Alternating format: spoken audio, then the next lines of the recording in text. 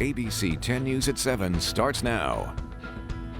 San Diego County set a new one-day record for coronavirus cases. Good evening. I'm Kimberly Hunt. And I'm Steve Atkinson. Today, the county reported 1,091 new cases, for more than the record that was set last Sunday. 4 more, that is. There were also 8 new deaths. Meantime, a judge will decide Monday whether to allow businesses to resume operations indoors. Our ABC 10 News reporter Jennifer Kastner has the arguments both sides made today to a San Diego judge.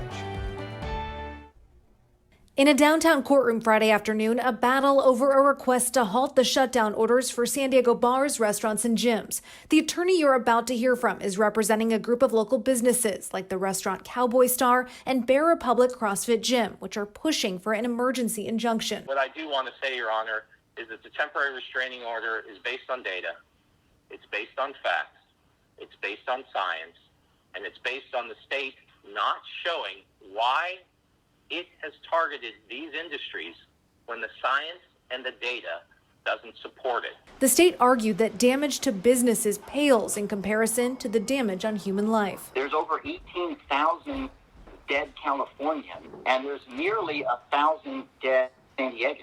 And the numbers are getting dramatically worse and have been for the last couple of weeks. Restaurants were open for indoor operations with limited capacities under the red tier, but last Saturday's move to the purple tier forced them to shut down indoor services completely and move outside. They're suing Governor Newsom and San Diego County, arguing the closures go against their rights, causing financial devastation. The suit was filed on behalf of all restaurants and gyms. It's been really rough to have to kind of shut down business again when people were starting to feel normal. And then we see the County of San Diego's Department of Health say that gyms are only 0.4% of the cases in San Diego. And it's like, it's really frustrating as a business owner to kind of have these ebbs and flows of business where we can be open, then we can't. Jennifer Kastner, ABC 10 News. The judge is expected to announce his ruling on Monday. Of course, we will let you know as soon as it comes down right here on ABC 10 News and our social media platforms. A number of California sheriffs say they won't enforce the stay-at-home order announced yesterday. Starting tomorrow, people living in purple tier counties are asked not to do any non-essential activities between 10 p.m. and 5 a.m. The sheriffs in Fresno, Merced, Madera, Visalia, and Kings counties have already announced they won't enforce it. Here in San Diego, the Sheriff's Department is activating 4 two-person teams focusing on education over enforcement. Under the order, you can still go to the grocery store, walk your dog, order takeout, or go to work if you're essential. A Pine Valley restaurant that we've been following is defying its cease and desist order. Larry McNamer, the owner of Major's Diner, could be looking at a $1,000 fine for each violation under the state's purple tier restrictions. He says it's too cold for his patrons to eat outside, so he's sticking with indoor dining, regardless of the consequences. McNaber says he takes safety very seriously. I think there needs to be some restrictions that are pulled back a little bit because we're doing everything we possibly can to make sure that people are safe. I don't know what else I can do. I'm at 0. I couldn't do any better if I had to. Supportive customers have been going to the diner after seeing Larry here on ABC 10 News. The county has sent out more than 40 cease and desist notices this week alone. The purple tier restrictions and new curfew will likely mean trouble for San Diego's recovering job market. Last month, the unemployment rate in the county fell to 7.7%. Well, that's more than a percentage point drop from September and more than 7% lower than May.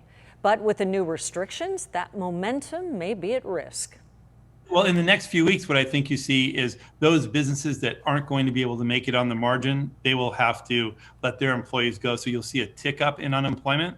And then I think it'll probably stabilize through the rest of the year.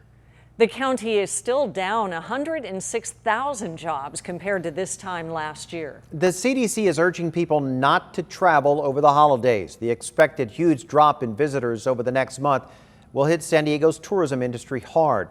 The news is especially grim for hotel owners like Bob Roush. I don't see any good news for the next 6 months because it's not our peak season. There are no corporate travelers coming because of all the restrictions. There are no groups allowed in the state. and leisure travelers are now being told stay home. And that was our only business. Economists are predicting it will take 5 years for San Diego's tourism to recover. And this year has been different in almost every way. And while many of our holiday plans are changing, ABC 10 News anchor Lindsay Pena shows how many of the local traditions that we all love will still be around virtually.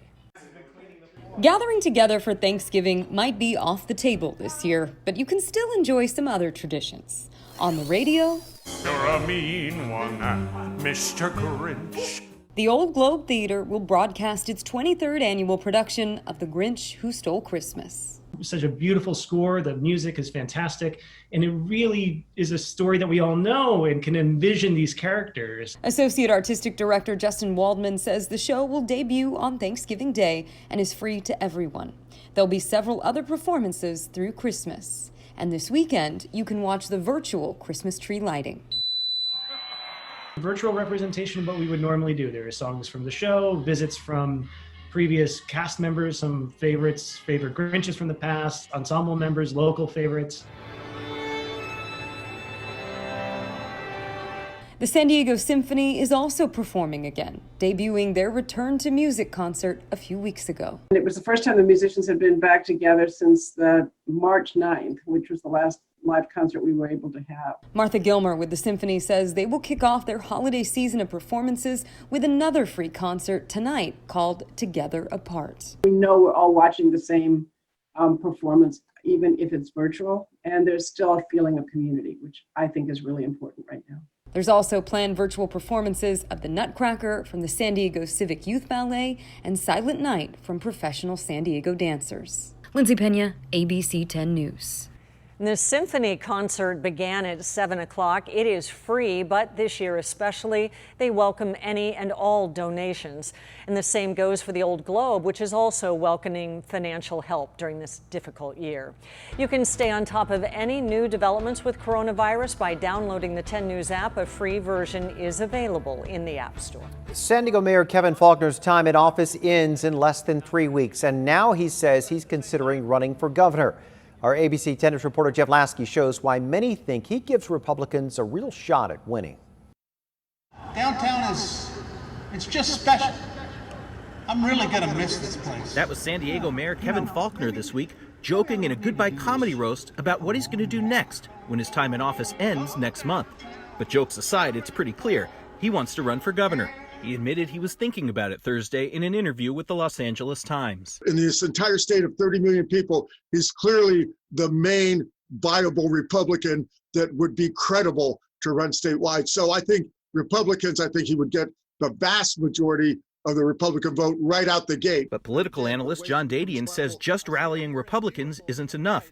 Democrats and even independents each far outnumber the GOP, so Faulconer would need to reach out. Well, the registration really is the biggest, 800-pound gorilla in the room. That really does define the campaign, quite honestly. But Faulconer does have appeal that some other Republicans may not. He's considered to have led San Diego as a moderate, frequently working with Democrats on issues like climate change. It's a message he'll take with him as he tries to introduce himself to Californians outside of San Diego. Watch the second he's out of office, which is December 10th, watch him to start doing extensive travel all over the state. Faulconer is also doing something else serious candidates do, fundraise. His PAC raised more than $120,000 in the first 6 months of this year, with major contributions from places like Fresno and LA. It's raising some serious money, so that shows that people outside of San Diego consider him a viable candidate to run statewide. Faulconer has not said when he would decide to officially jump into the race. Jeff Lasky, ABC 10 News. Dadian says leaving office could be an advantage for Faulconer because he can spend the next year traveling the state to build support. Governor Gavin Newsom's term is up in 2022. Joel Anderson is maintaining a slim lead in the District 2 supervisor's race. After today's count, he's now up by 284 votes over Steve Voss. The next update will be released on Wednesday. San Diego State is cutting women's rowing because it has too many female athletes. Under Title IX, universities have to keep opportunities for female and male athletes balanced, and this usually means adding a women's sport or cutting a men's. But right now, the athletic director says they have too many female athletes compared to SDSU's overall enrollment. The women's rowing team will be cut following the 2021 season.